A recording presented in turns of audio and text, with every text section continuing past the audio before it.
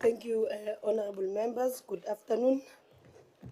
On the order paper, we'll allow now the secretary will read the order. Debate on vote number 7, Office of the Chief Justice, Appropriations Bill. Debate on vote number 27, Office of the Chief Justice, Appropriation Bill.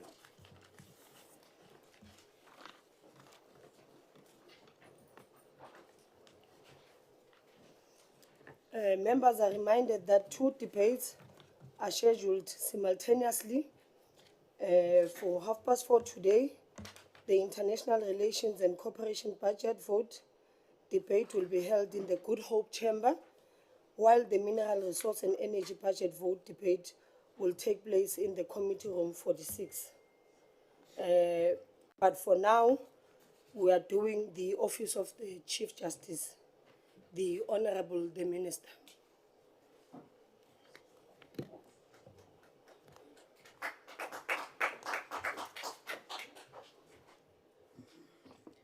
Thank you very much, Honorable Chair, Honorable Chairperson of the Portfolio, Deputy Minister Nell, Honorable members, distinguished members of the Judiciary, the heads of professional law bodies, the Secretary General of the Office of the Chief Justice, Mercy Josingwa, ladies and gentlemen, distinguished guests, good afternoon. President Nelson Mandela, judicial shall never set on so glorious a human achievement. The democratic project is a glorious achievement that will never experience a sunset moment for as long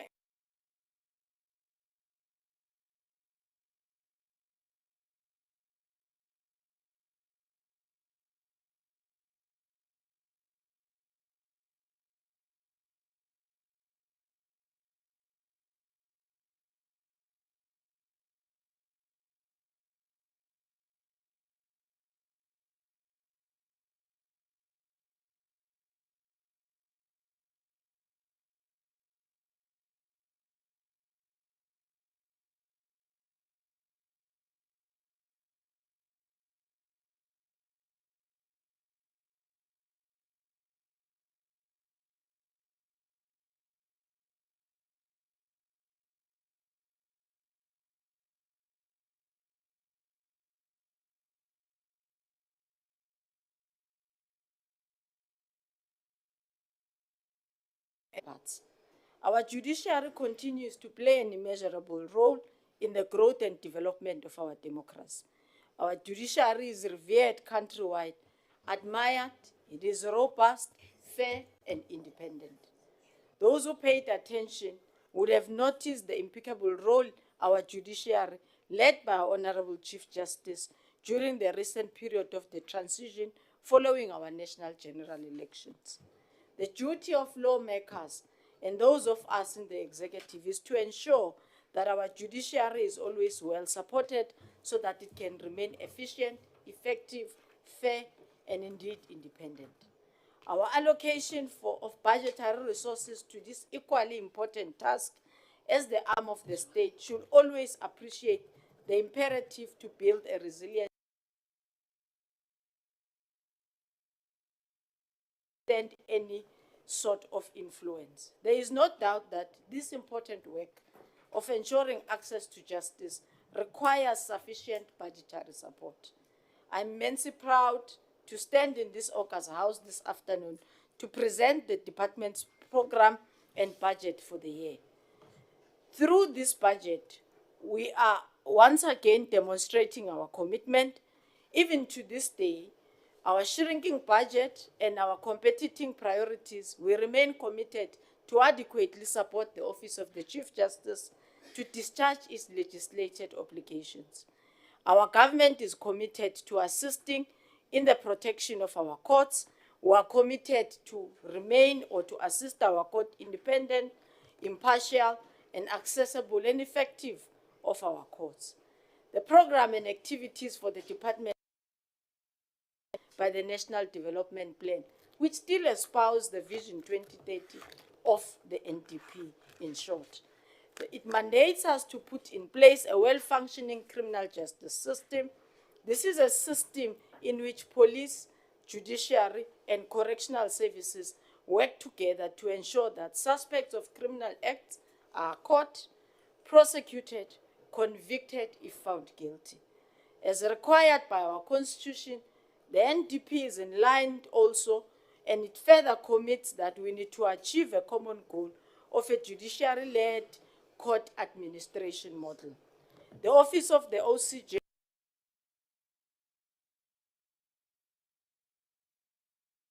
of the NDP. Priority one of building a capable state, the OCJ has committed itself to addressing issues, amongst others, dealing with fraud and corruption, promoting an ethical corporate governance, modernizing of our court systems and processes. In ensuring the attainment of priority two, which is the economic and transformation and job, the department will also support the Office of the Chief Justice to implement equity programs that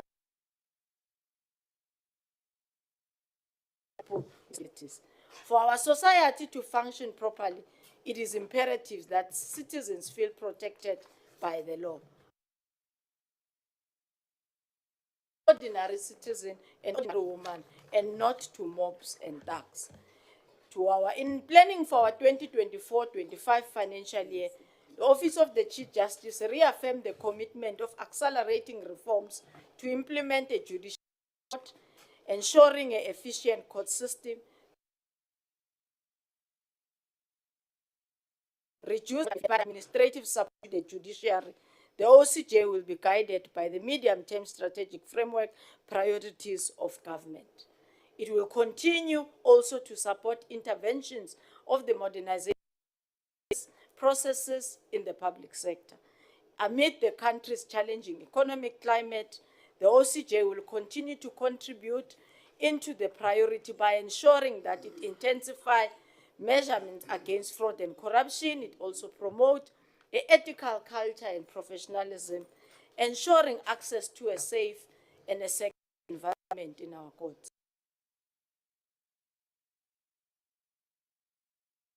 Of the court, superior courts is integral in upholding the Constitution of the Republic of South Africa and the rule of law. This is achieved through the work of our nation's permanently appointed by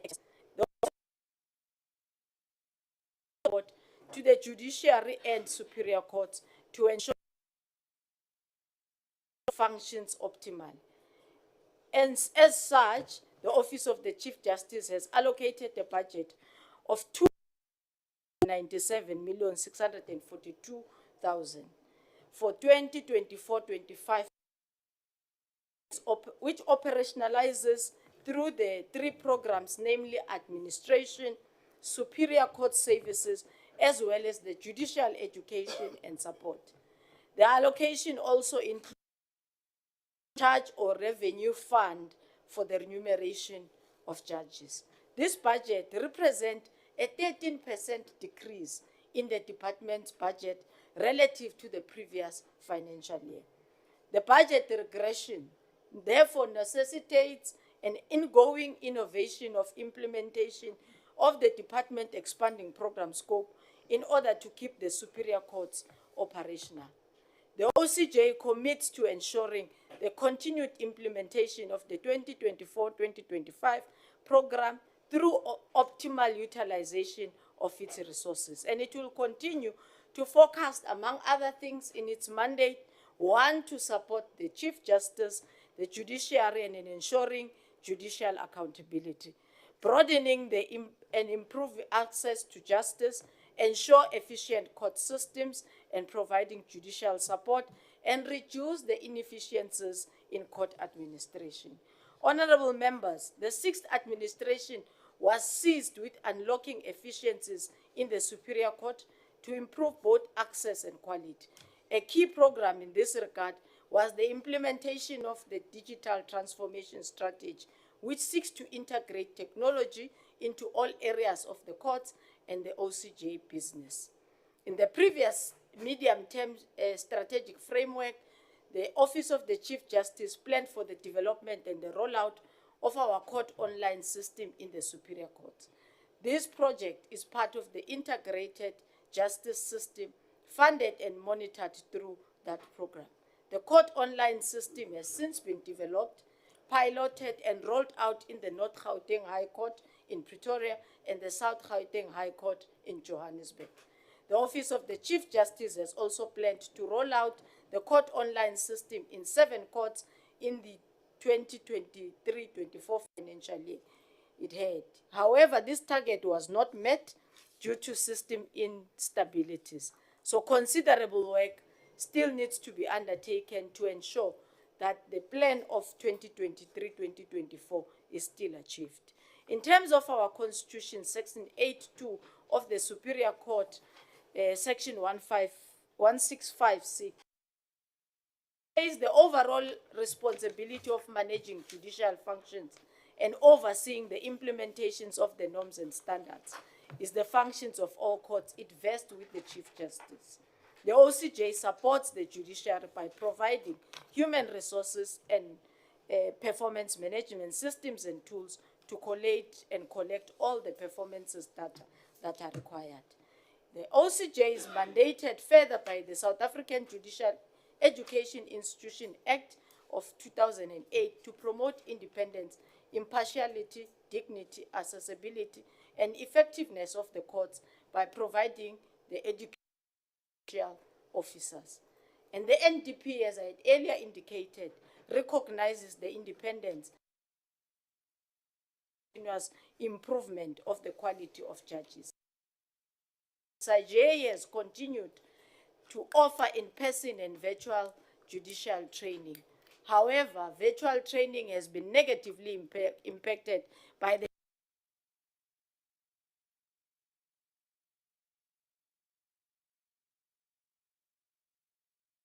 judicial education courses attended by 3,000.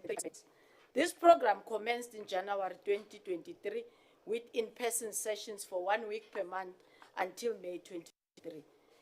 In addition, it also conducted courses for aspiring judicial officers. So going forward, the resourcing and the capacitation of SAJA remains critical. The training programs need to enhance the delivery by promoting effectiveness and interventions.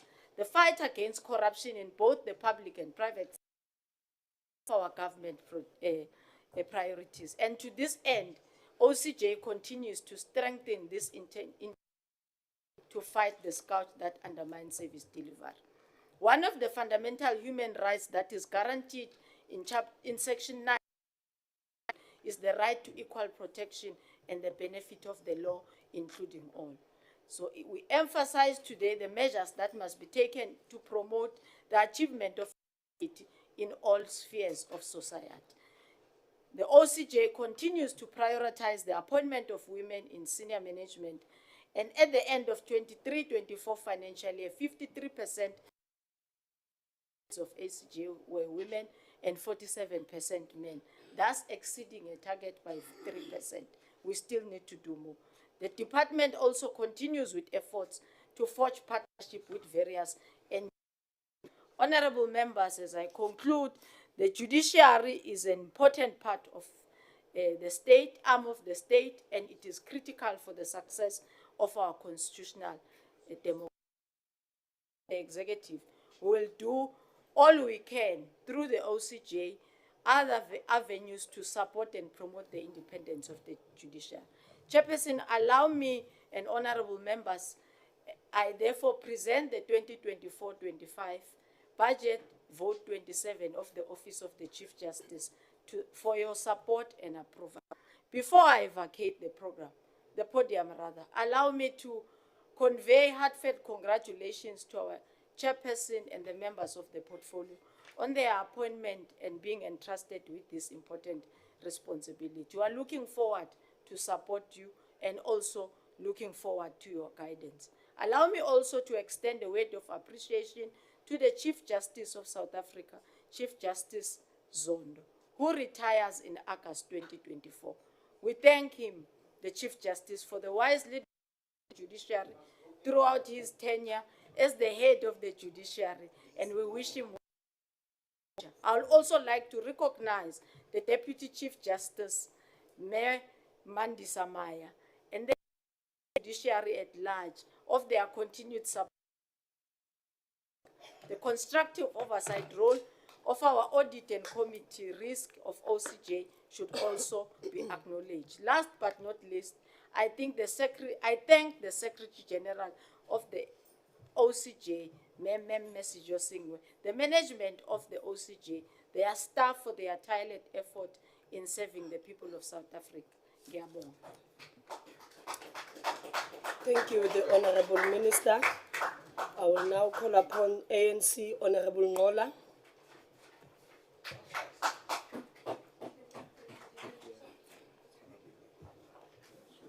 Thank you very much, House Chair. House Chair, allow us to Minister of Justice and Constitutional Development, Number changes. So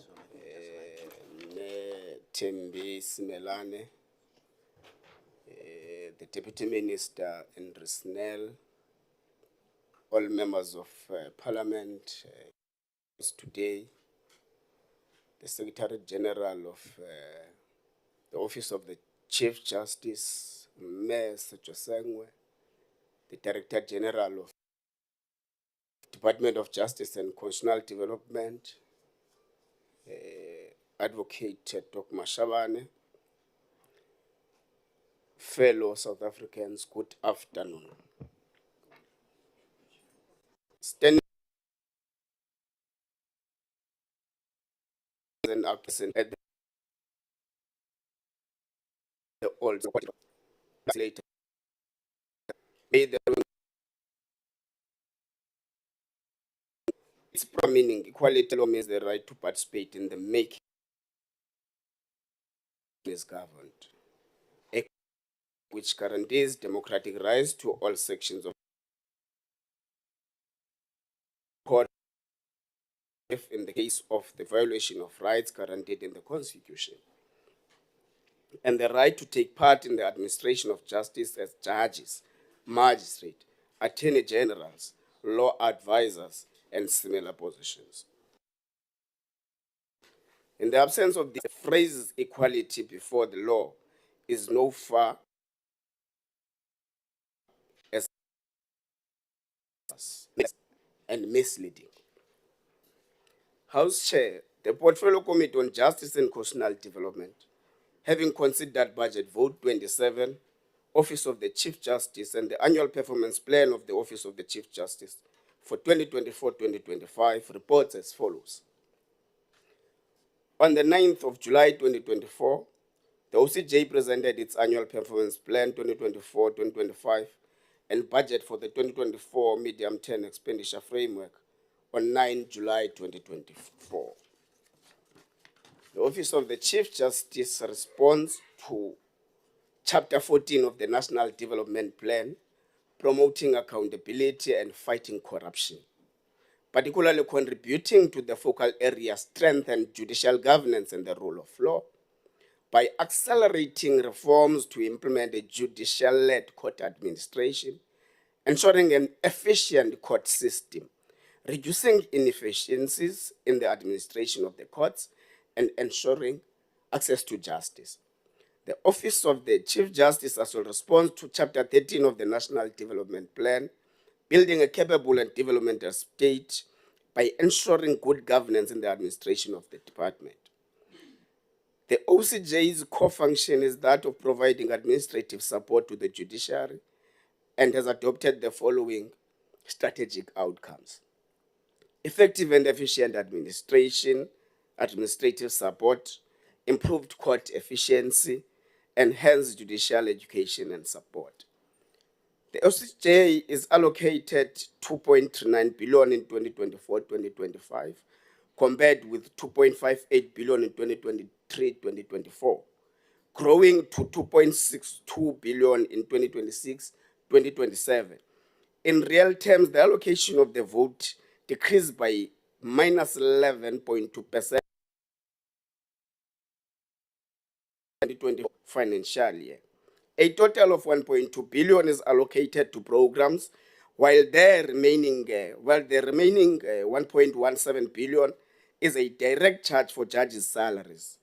Over the medium term, 52.2% is spent only on programs.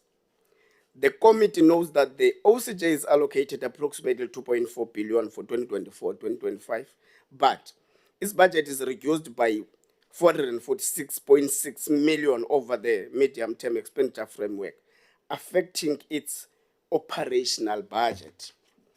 In particular, the committee appreciates that the OCJ plans to address the reductions through the implementation of cost containment measures. For example, travel and filing only critical vacant posts. However, the committee is deeply concerned that these will be insufficient. The committee knows that the OCJ anticipates for 2024-2025 and is engaging National Treasury on this. The committee knows that the OCJ reports as increased demand and workload that must be funded. For example, the permanent appointment of judges to the Land Court and Labor Appeals Court requires the creation of additional posts to support the judiciary. Further, new legislation, the Land Court Act, envisages the appointment of mediators as the state expense. The OCJ reports that it is engaging National Treasury on funding for these similar items. The committee is concerned by the increased number of vacancies, particularly those at senior management level, and that provide direct support to judges. The OCJ reported its difficulties in filing vacancies, specifically the lack of budget and cumbersome bureaucracy. The committee also knows the widely expressed concerns about the state of our courts, including poorly maintained buildings and inadequate safety measures. It is therefore concerning that court administration remains fragmented, with key aspects remaining with the Department of Justice and Constitutional Development. The committee urges the executive on the finalization of the judicial governance policy and its accompanying legislation as a priority, Honorable Minister. The committee finally notes that the OCJ plans to roll out Court Online at 2 centers in 2024-2025. The progress of the Court Online project is disappointing, though, especially as this modernization project is vitally important to efforts to make the courts more efficient and more accessible. House Chair, the Portfolio Committee on Justice and Constitutional Development, having considered Vote 27, Office of the Chief Justice for 2024-2025, recommends that the House approve it. And I thank you. Thank you very much, Honorable Ngola. I will now call the DA, Honorable Breitenberg.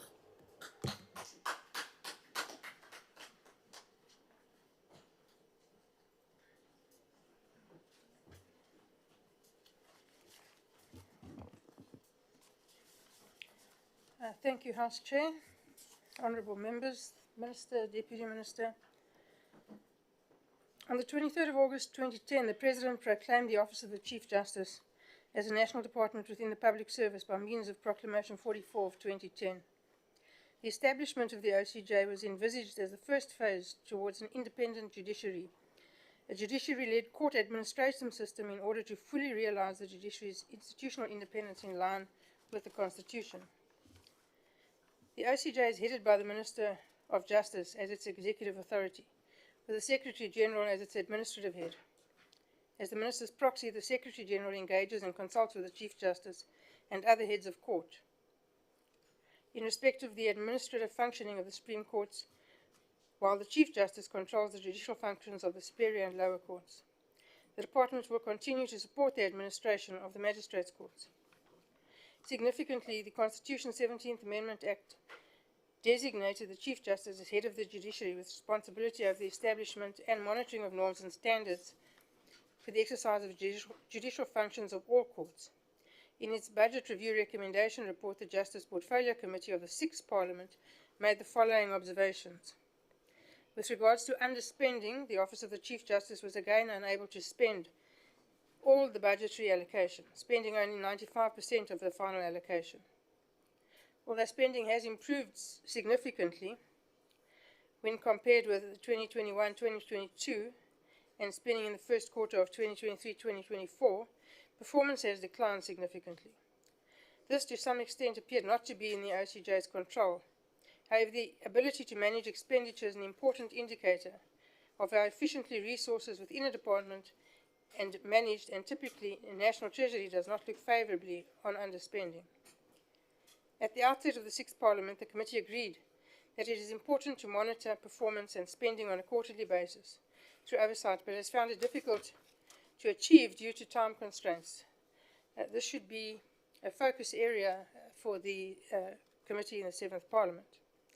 With regards to progress of court administration model, while the OCJ cannot answer for the Minister on the progress of the court administration model or the drafting of a lower courts bill, the establishment of single judiciary, cognizance must be taken of the Minister's statement that the policy on judicial governance and court administration had reached the stage where it was ready for engagement with stakeholders. The intention was to finalise these engagements by October, and the outcome of these engagements would inform any necessary legislative amendments. The finalisation of this policy and its accompanying legislation should be a priority, it is suggested. Not only is the establishment of a single judiciary a constitutional imperative, but also the lack of an appropriate policy and legislative framework that our judicial system experiences. With regards to court modernisation, once again, the OCJ reports that it was unable to roll out the court online system as planned. The plan was to roll out the system to 5 superior courts during 2022-2023, but the system was only rolled out to 2 superior courts, namely Pretoria and Johannesburg High Courts. With regards to technology is being employed in relation to judges' administrative matters. That is, the development of the e-judiciary system, which implements the Judges' Remunerations and Conditions of Employment Act. In addition, the ICT infrastructure refresh project was implemented at the OCJ's data centre for the production site and the disaster recovery site. With regards to the case lines procurement improprieties, the Auditor General's findings and recommendations were noted in the previous committee concerning alleged improprieties in procurement concerning the case lines project, as well as its recommendations. The OCJ was engaged on several occasions and agree with the importance of ensuring business continuity. The OCJ has put in place measures to address the internal weaknesses that permitted the alleged improprieties to occur, and the matter is now also being litigated. The incoming committee may wish to keep an eye on this process. With regards to audit outcomes, the OCJ's improved outcomes audit is welcomed, in which it satisfactorily addressed the challenges of the previous financial year. This is largely due to the improvement of the quality review processes that it has implemented and maintained. Vacancies continue to be a problem, particularly in senior management, which remain higher than the norm at 12.8%. With regards to court modernisation, the rollout of the court's online project to further superior courts has again been delayed, partially because of the Constitutional Court and Supreme Court of Appeal will now receive that rollout. The OCJ reports that depending on ICT infrastructure, readiness and the system stabilisation, it will prioritise further rollout to other courts in 2023-2024. This lack of progress to date remains disappointing. The project is vitally important to efforts to make our courts more efficient, and therefore recommended that the incoming committee include the rollout as a priority focus area. Storage of court records and digitisation project remains an issue. A lack of space makes storing court files challenging. The implementation of the court online solution should assist going forward, but does not address the challenge of storing older records. The OCJ has made a submission to the IJS for funding to assist with the digitisation of old court records, and this is another area that should enjoy the focus of the Minister. With regard to court infrastructure and other arrangements, during the committee's oversight visits, it noted various challenges relating to the infrastructure and more generally relating to the accommodation arrangements of the superior courts visited. Some of the newer courts that have just been built are falling down around the heads of the personnel there. There are courts around the country that are in a state of serious disrepair, and I know that the Deputy Minister today conducted unannounced oversight visits, and I'm sure that he himself noted some of the problems that they're forced to contend with. A follow-up meeting in this regard should be prioritised by the committee. The annual budget for the OCJ is 2.4 billion for 24-25, compared with the 2.3 billion during the previous financial year.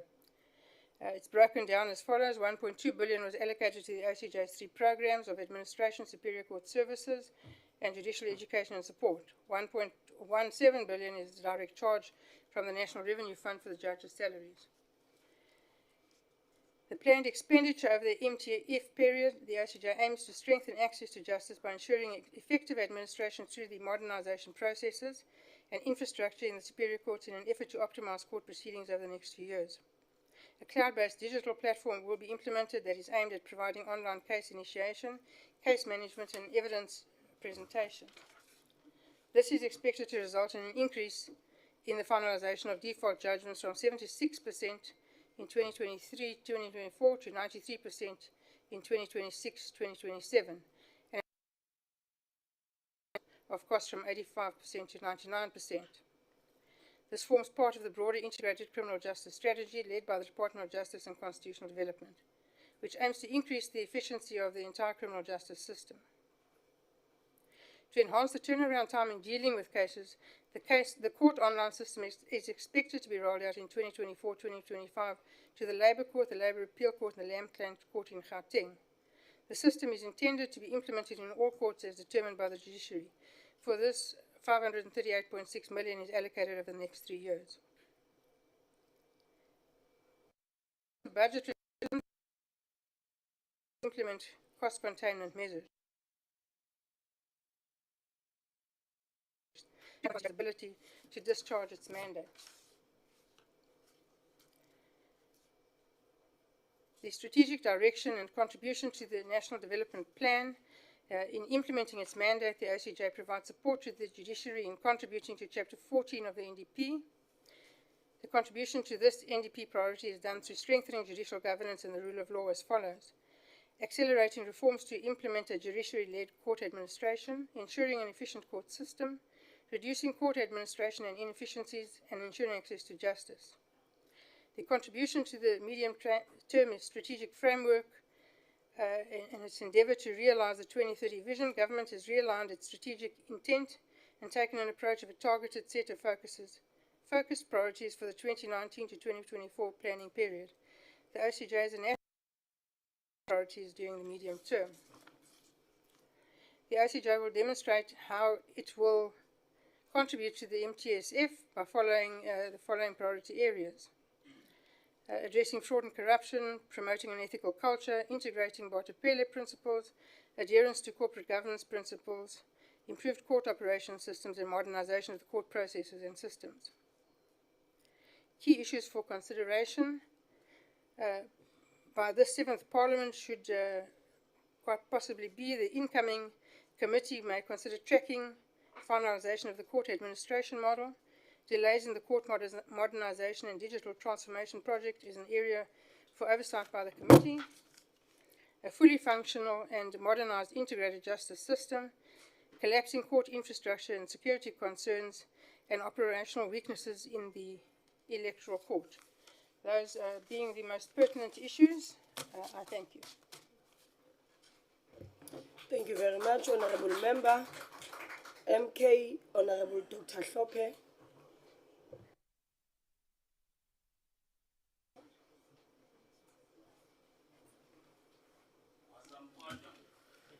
Thank you very much, Chairperson, Honourable Minister, Deputy Minister, Honourable colleagues, ladies and gentlemen.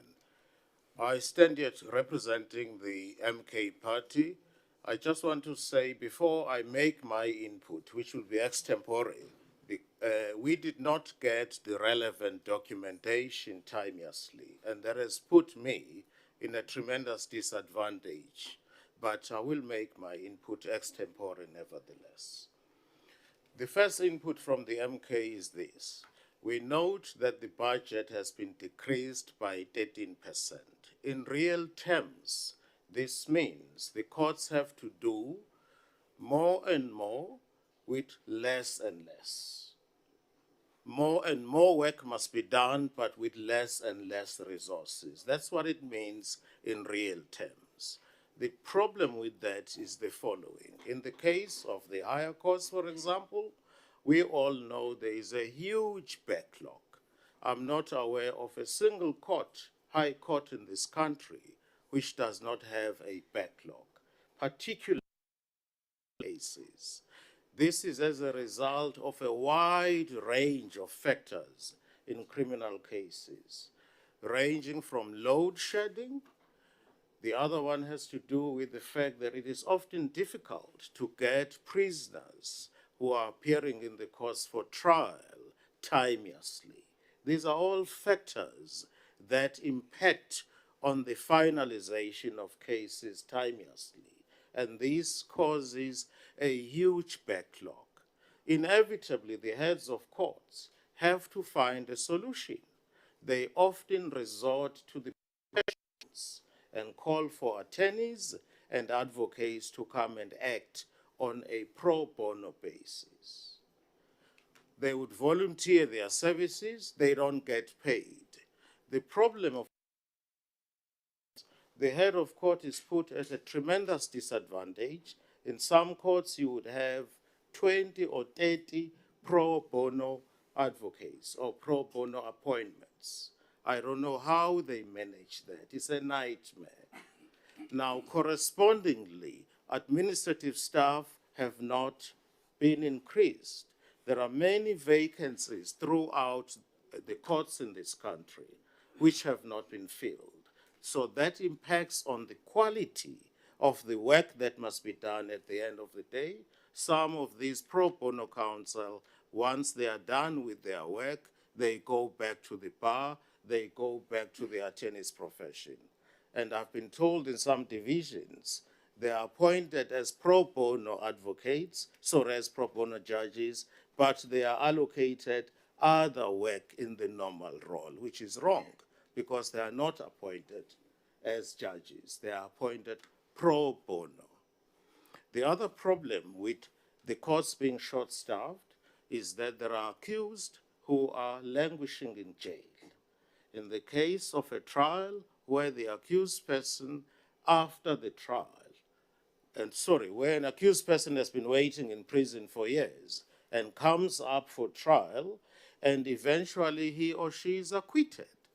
This has serious consequences, right? And the budget, I don't see how that has been factored in the budget to ensure that that doesn't happen.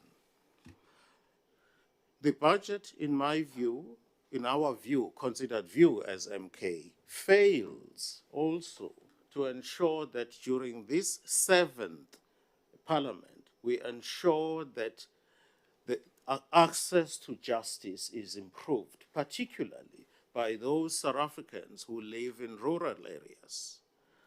We all know that South Africans who live in rural areas and who are obviously vulnerable and poor, and if one were to use color, they are by and large black people who live in those areas. Those areas are not developed. Sometimes those areas don't even have bridges. It has been raining. They will not gain access to the courts because of lack of infrastructure in those areas. Maybe the department wants to consider other options that may be available. For example, having more and more circuit courts in those areas. Access to justice, particularly in remote areas, is still a huge challenge for us. The other problem about online services, it's an ideal situation to have a paperless court. The problem is this: you cannot have a paperless court as long as you have load shedding. In order for us to have a paperless court, there must be no load shedding. so that there is access to electricity for 24 hours. This is why the online project we started many years ago will never be finalized in the foreseeable future, as long as we have load shedding, and load shedding does not appear to be going away in this country anytime soon. So as long as we have load shedding, the whole idea about online or e-filing is a dream that we will never be able to realize. The budget also, in our view as the MK party, doesn't take account of some of the realities which give rise to this caseload. For example, if one does research, cases of malicious prosecution are on the rise. I'm not talking about wrongful arrest. I'm talking about malicious prosecution. Those cases are on the rise and they impact on the budget of this department. Now, what is the solution? The solution lies maybe in part in training our prosecutors, right? Because they often arise in the context of criminal prosecutions. In the good old days, especially when it came to serious cases like murder, rape, you would find a senior prosecutor being allocated to the case much earlier so that he or she controls the investigation. I know for a fact I sat in the Marike de Klerk trial where she was murdered, our first lady. The policeman was involved there. It was Captain Barkhazen. He was involved right from the beginning, and he worked very closely with the prosecutors. The result was a successful prosecution. So I would really urge you that you ensure that the budget takes account of that reality. I realize that I'm running out of time. You still have 21 seconds. 21 seconds? Well, I want to stick to my time. Improved accent, Melissa. Finally, we need, this is from the MK's point, to ensure that there is optimal use of court hours. I know that that is a very old story. It is as old as mankind. It's all very well to say let's work with a limited budget, but we must make sure that there is optimal use of court hours. This. Your time has run out. No, that's fine. Thank you. Thank you so much. I will call on the EFF, Honorable Advocate Kweban.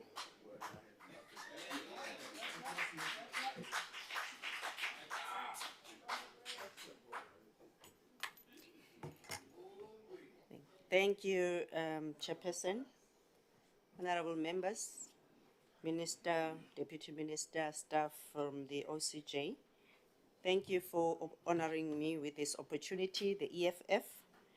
Chairperson, I will start by saying that the Constitutional Court we normally say in the Nkandla matter, was very clear that unfortunately litigation often is for the wealthy, and you'd find that the poor are not recognized. The poor do not have access to the law. And the challenge here is that we have the Office of the Chief Justice, which was established in 2010. And after establishing this office, it was to make sure that there's independence of the judiciary, and the judiciary should be helpful to the poor and the marginalized. But what is currently happening is that since then, the lower courts have not been included. There's the lower courts bill, which is supposed to be making sure that all courts are dealt with and are covered by the Office of the Chief Justice. So the office would have made sure that there is also independence. There won't be unlawful or unnecessary interference with the judiciary. The Office of the Chief Justice, in fact, was then had its mission to make sure that there's transformation, there is independence of the judiciary. But progress in establishing these courts has not been seen up to so far, because that court, the lower courts bill is very critical. Actually, it's the starting point, because how many years now we're still waiting for that.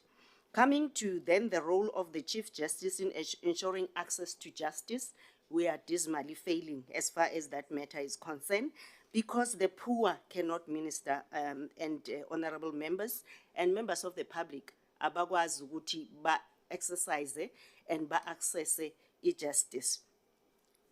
Si fanele si check ukuthi umuntu ose kuma rural areas uyai experience that particular process.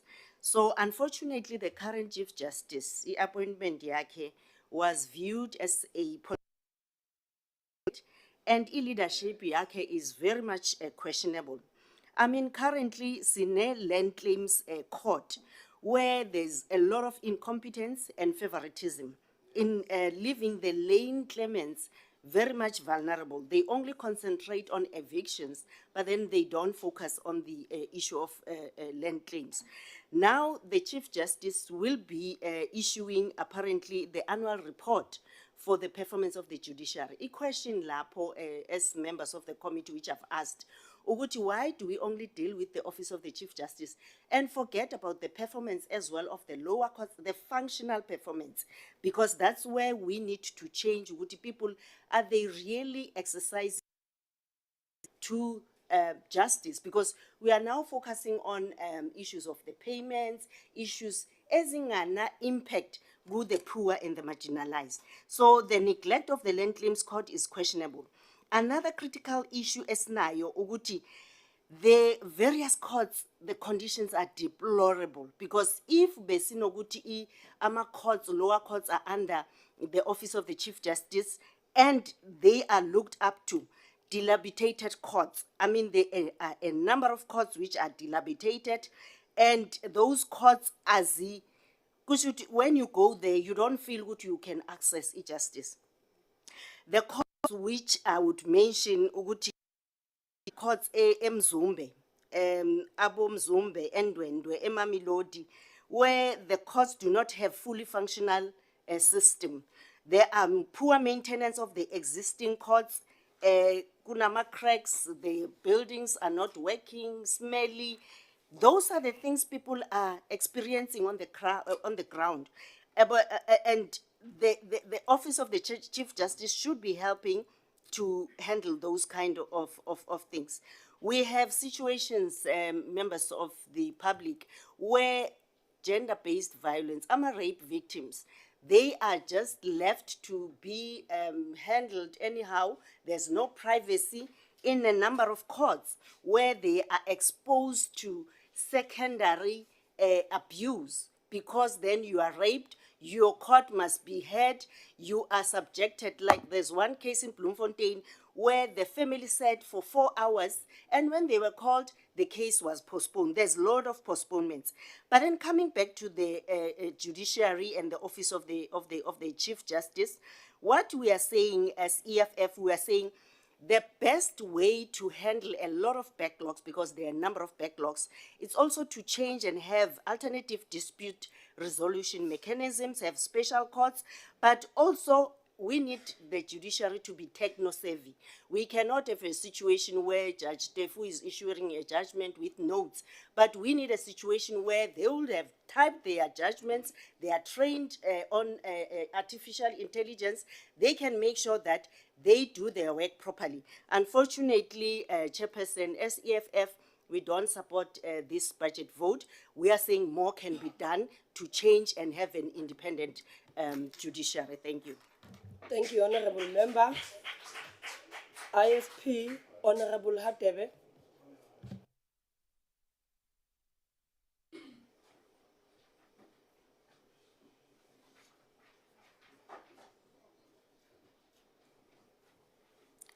Thank you, House Chairperson, the Honorable Minister, the Deputy Minister, Honorable Members.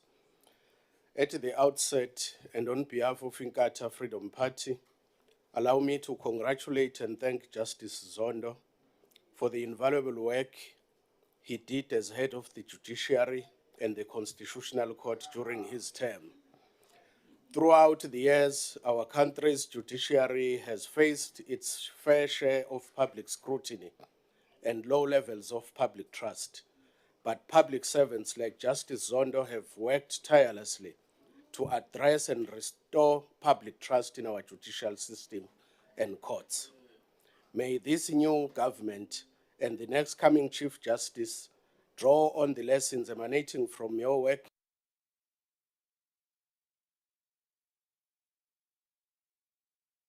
into a dispensation.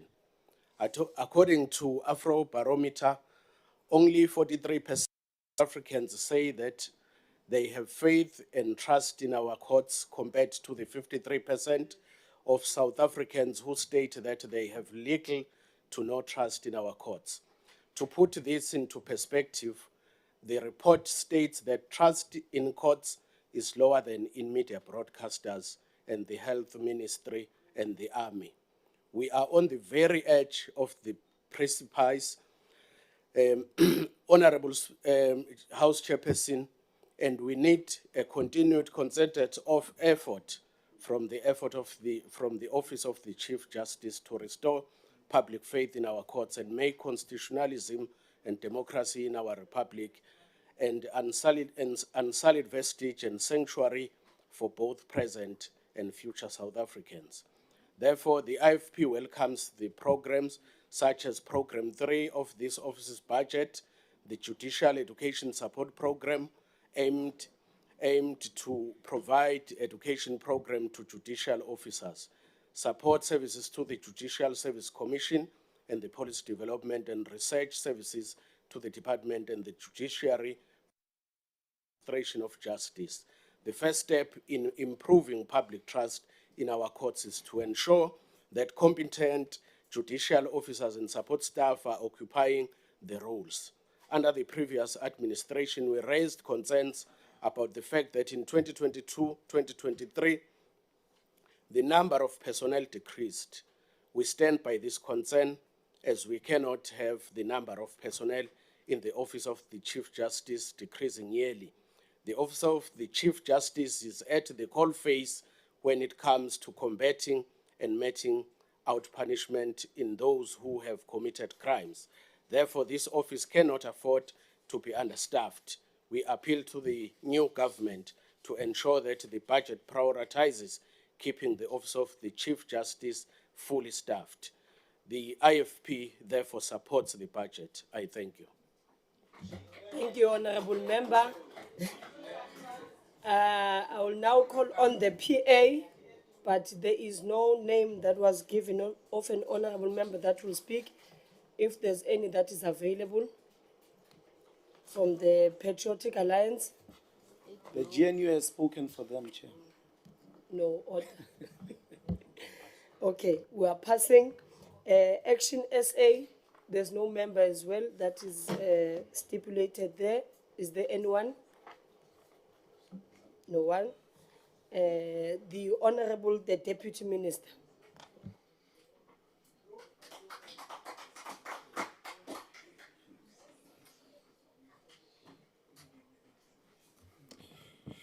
Honourable, I hope that the members who aren't present's time comes to me. Honourable Chairperson, Honourable Minister, Ministers and Deputy Ministers, Honourable Members, members of the Judiciary, the Secretary General and officials from the Office of the Chief Justice, distinguished guests. As we meet here today, our thoughts are with those whose lives have been disrupted by the extreme weather conditions affecting various parts of our country, especially the Western Cape. We must mitigate the impact of these developments on the functioning of our justice system, including our courts.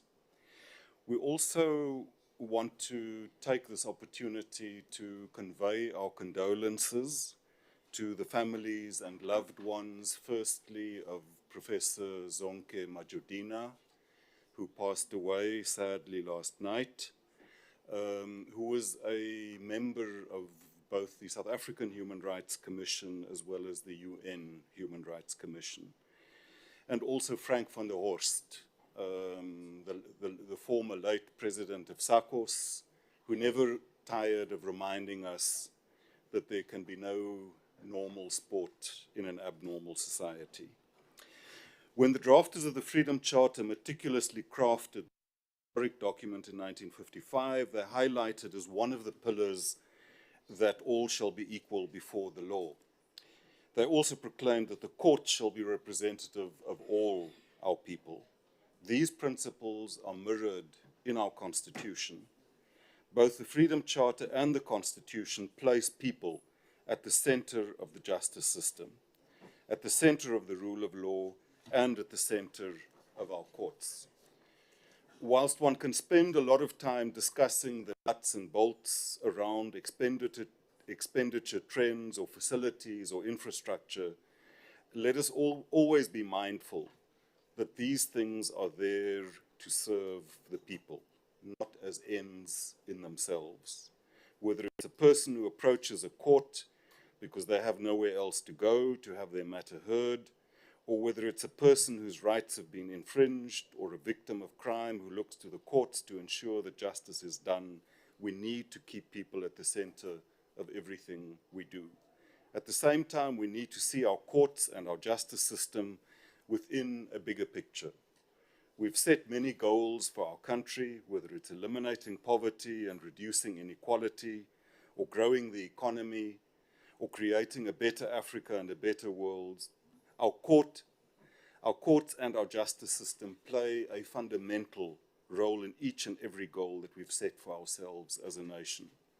A country with an efficient and effective justice system is much more likely to attract foreign and domestic investment, grow the economy, and create jobs. A country which adheres to the rule of law will be able to successfully build safer communities, build a capable and developmental state, and contribute to a safer region, a better Africa, and a better world. A country with an accessible justice system and strong and respected institutions will ensure the protection and promotion of people's human rights and thus be able to free the potential of each person.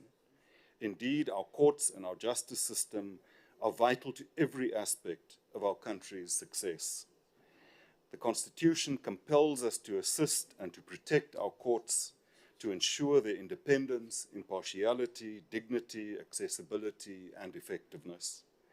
For this reason, the Office of the Chief Justice was established in 2010 to support the Chief Justice in the execution of their administrative and judicial powers and duties as head of the judiciary. The transfer of the administrative functions and staff attached to the superior courts from the Department of Justice to the OCJ commenced in October of 2014. In April 2015, the OCJ became a fully fledged department with its own budget vote. The administration for the superior courts, the Judicial Services Commission, and the South African Judicial Education Institute were transferred to the OCJ together with the budget and the personnel from the department. When the OCJ was established as a national department within the public service, the intention was that this would be the first phase towards an independent, judiciary-led court administration system to fully realize the judiciary's institutional independence in line with the Constitution. The OCJ contributes to the National Development Plan's calls for strengthened judicial governance and the rule of law and ensuring an effective and efficient criminal justice system. The modernization and digitization of court systems remain key priorities for the OCJ. The use of technology in court proceedings is an invaluable tool for ensuring seamless access to justice, and therefore the rollout of the court online system remains key to improving court operations and enhanced service delivery. Also, the role of the South African Judicial Education Institute remains absolutely crucial. Honourable members, it's clear that our Constitution envisages a single judiciary, Section 150 or 166 of the Constitution makes it clear that our courts encompass both the superior courts as well as the magistrates' courts. Constitution 17th Amendment and the Superior Courts Act were all inspired by the ultimate goal of achieving a single judiciary. The Chief Justice has responsibility to coordinate the judicial functions of all magistrates' courts within the jurisdiction of that division of the High Court. This responsibility is being carried out by judges president of the various divisions. The department continues to support the administration of the magistrates' courts, and we're pleased to announce that 227 permanent district magistrates have recently been appointed with effect from the 1st of August 2024 to further capacitate the magistrates. With regard to the legislative framework, the lower courts bill and the magistrates bill have both been published for public comment, and we're awaiting inputs and comments. My colleague, comrade and friend, the previous Deputy Minister John Jeffrey, met with representatives of the Magistrates Commission, the Regional Court Presidents Forum, Chief Magistrates Forum, and with stakeholder bodies such as ARAMSA and JOASA, and indicated that more in-depth discussions would follow on these two bills. The Chief Justice as head of the judiciary will also provide comments, and we're looking forward to receiving, studying, and engaging on them. It is at the same time important that in developing the two bills, we're also guided by the judicial governance and court administration model based on the criteria of institutionally independent judiciary. We also need to finalize the rationalization of courts. The Constitution envisaged in item 16.6a of Schedule 6 that the structure, composition, functioning, and jurisdiction of all courts would be rationalized with a view to establishing a judicial system suited to the requirements of the Constitution. The work being undertaken by two committees tasked with the rationalization of courts is at an advanced stage. Honourable Chairperson, indeed, we have much to do. I want to conclude with a few lines from a poem called Justice by Robert Longley, and I quote, "There can be no justice if we sit idly by. There can be no hope of change if people do not try. This is not a task for one group.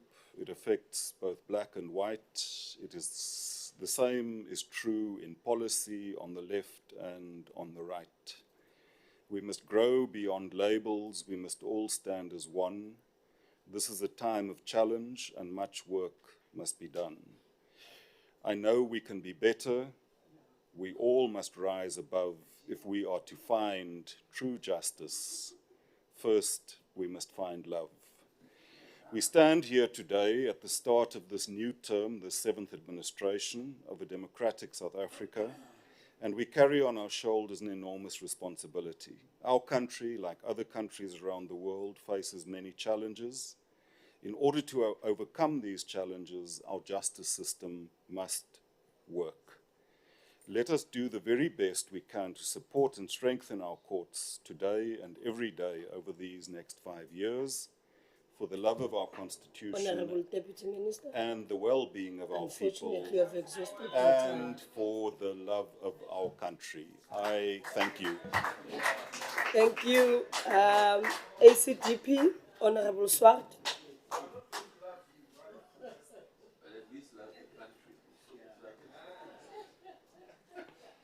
Thank you, Chairperson. May we, on behalf of the ACDP, firstly congratulate you, Honourable Minister and Deputy Minister, on your appointment, and we look forward to working with you to improve the state of justice in our nation. Now, we know that the OCJ was envisaged way back in 2010 as the first phase towards an independent judiciary-led court administration system to fully realize the independence of the judiciary. We also know the OCJ's core function is to render support to the Chief Justice in executing administrative and judicial powers and duties. But it is a state department which accounts directly to Parliament as they are doing today. Now, we as the ACDP remain concerned about the ongoing delays in the policy on judicial governance and court administration. We fully appreciate the judiciary's frustration with the lack of finality in this regard, given that the reports from the judiciary were tabled way back in 2013. Once more, Honourable Minister, we urge the finalisation of this policy and the legislation as a priority. Not only is it for the establishment of a single judiciary a constitutional imperative, but also the lack of the appropriate policy and legislative framework contributes to the many inefficiencies and other challenges that the judicial system experiences, as indicated by various other speakers. Chairperson, the OCJ continues to be affected by budget cuts, as highlighted in the presentation which the committee received and the committee report. These budget cuts have necessitated reprioritization of resources to support priorities, including court modernization, digitization to improve access to justice and the services of the superior courts. But it's not enough. It's not enough. And ongoing budget cuts are drastically the efficiency of the courts. Not to say the maintenance and those magistrates' courts that we in the last minister, serious infrastructure, maintenance,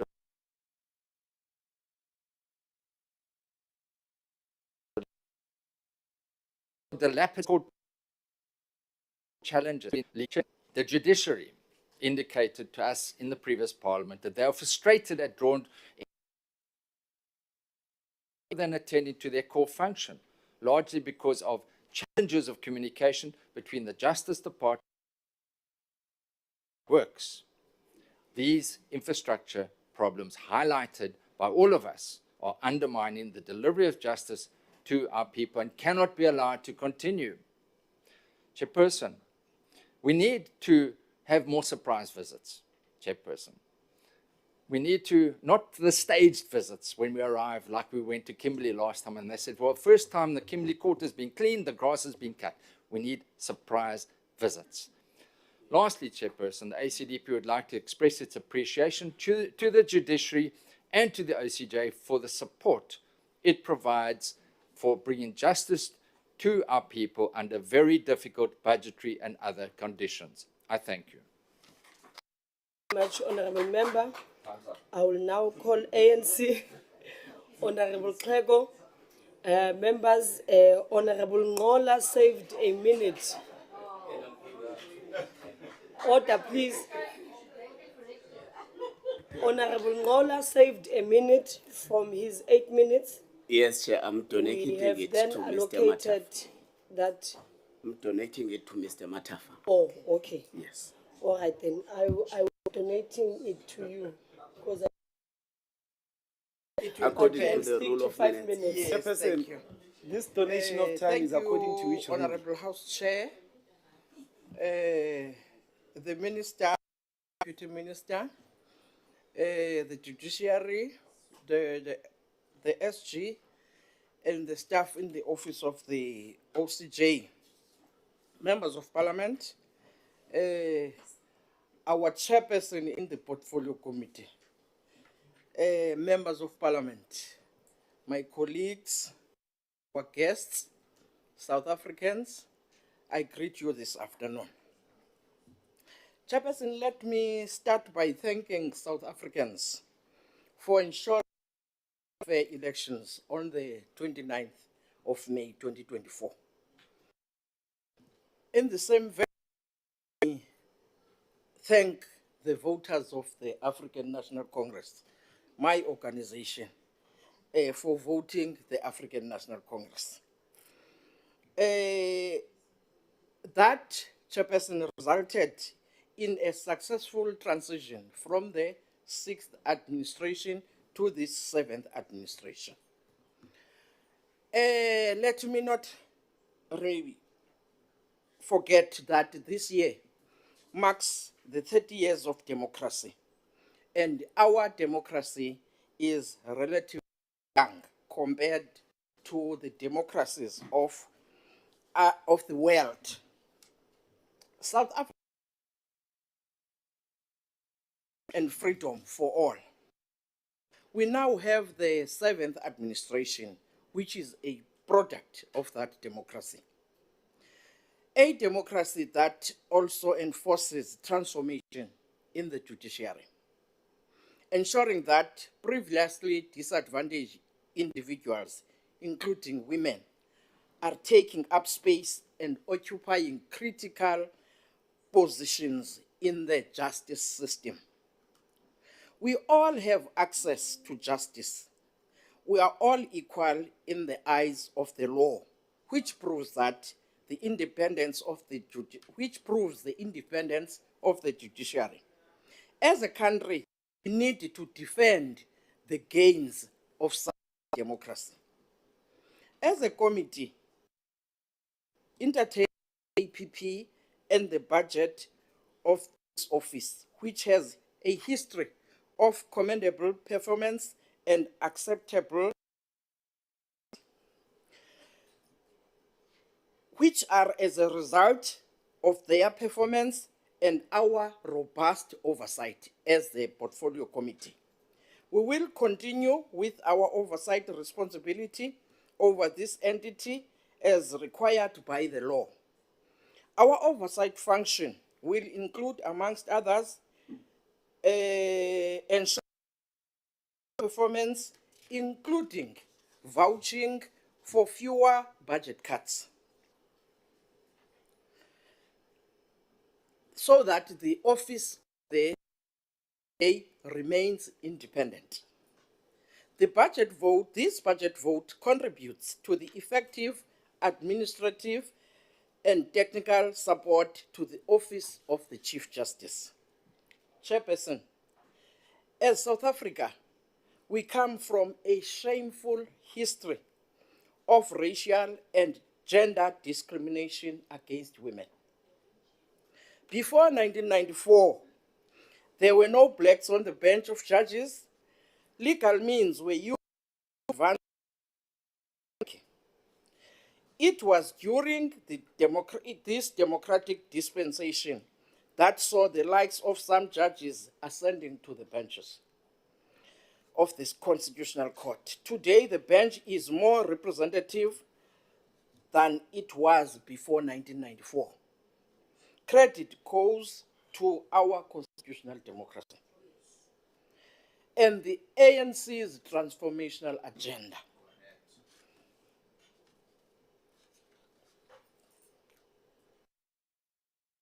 And other organs of state must continue with their transformational agenda. The judiciary is the guardian of the Constitution, which defends and upholds people's rights. In advancing this obligation, the ANC welcomes and supports the budget allocated to this office as tabled by the minister in the House, hoping that the budget will address any shortcomings, amongst others, filling of critical vacant positions. I appeal to all South Africans to join hands in defending the gains of our democracy. Unfortunately, your time is The ANC supports this budget. Thank you. I will now call upon NCC. If there is a member, there's no one that is allocated here. NCC. Okay. ANC. Honorable Matafa.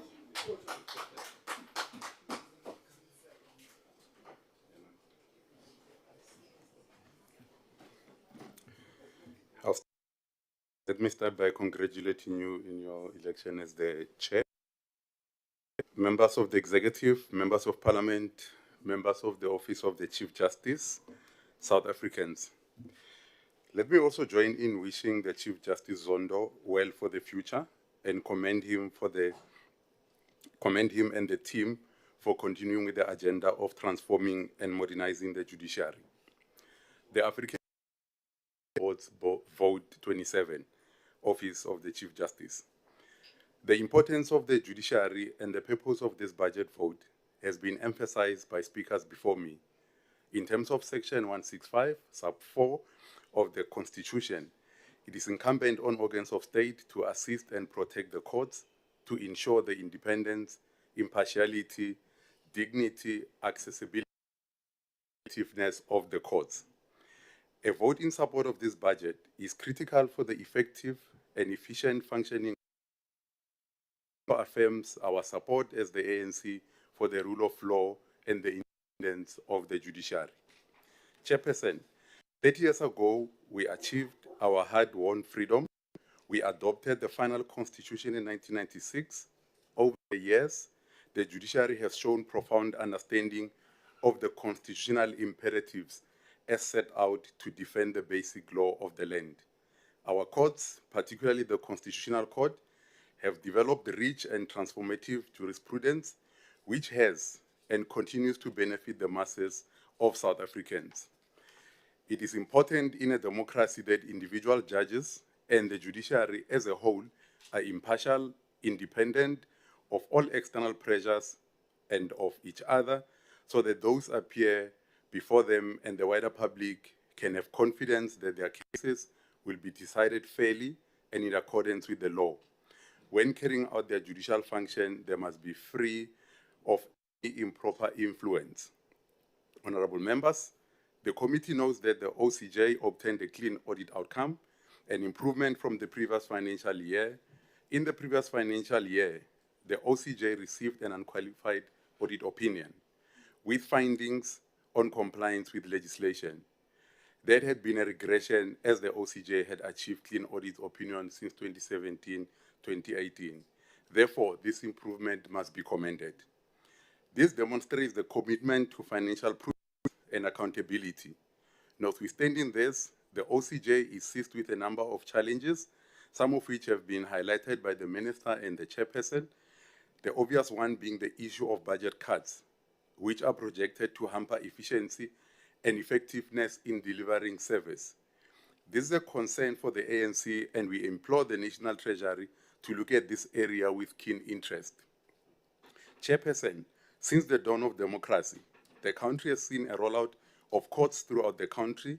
To date, all 9 provinces have at least one high court, confirming that serious efforts are afoot to improve access to justice. Undoubtedly, we are living in a digital age with the 4th industrial revolution upon us. The use of technology is ever increasing, and the COVID pandemic accelerated the importance of embracing technology and adapting. We are in a position where we are reimagining a judiciary of the future, ensuring access to justice by all in a rapidly changing world. The judiciary, supported by the OCJ, continues to prioritize information and communication technology as a strategic enabler. Technology plays an important role in ensuring an efficient court system. It has developed initiatives, online system, which aims to provide a platform for filing documents to the courts electronically, the physical movement of people and paper-based court in regards to litigation. The court consists of 2 separate components: a case management solution, which is mainly a customary and evidence management solution, which deals with case lines. This is beneficial for storage, retrieval, and management of electronic documents on the filing system. Modernization of the courts and digital transformation initiative remain a crucial role for improving service delivery. Research shows that case lines have been effectively incorporated in the various global jurisdictions, including the United Kingdom and the United Arab Emirates.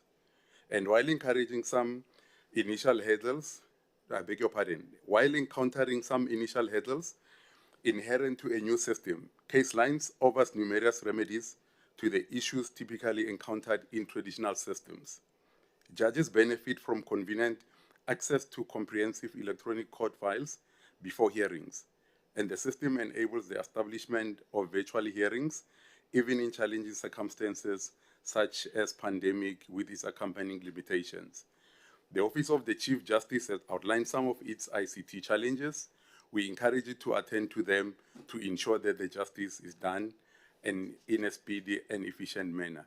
Madam Chair, The ANC once again supports the budget vote 27 OCJ. Thank you very much. Thank you very much, Honorable Member. I will now call upon the Honorable the Minister.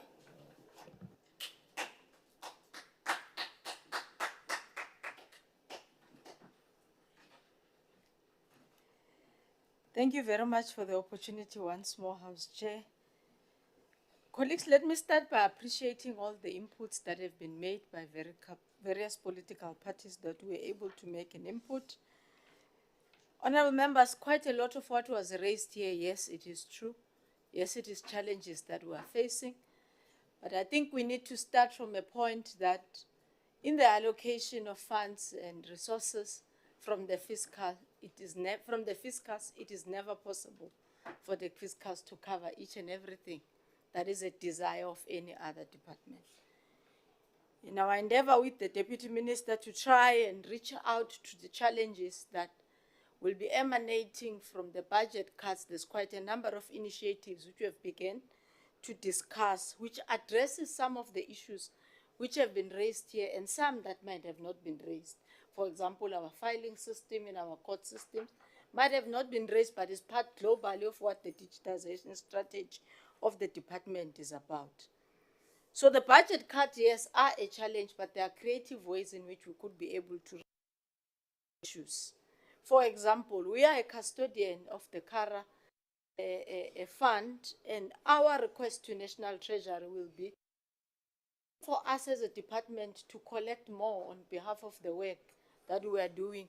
A threshold needs to be cut to keep the services or the funds so that we are able to reach out and something new in government. If you look into the funding strategy and that has received, you collect, you get a portion of what you have collected for you to be able to re-enhance the work that you are doing. And that's the strategy. And the department has done well. The fiscus is seeing benefits of the fund, but we actually need also allocation from the fund to be able to assist us. We are in line to meet with the Department of Public Works, want to increase the threshold for maintenance for manual work. That could be done by the department from the million that it is at.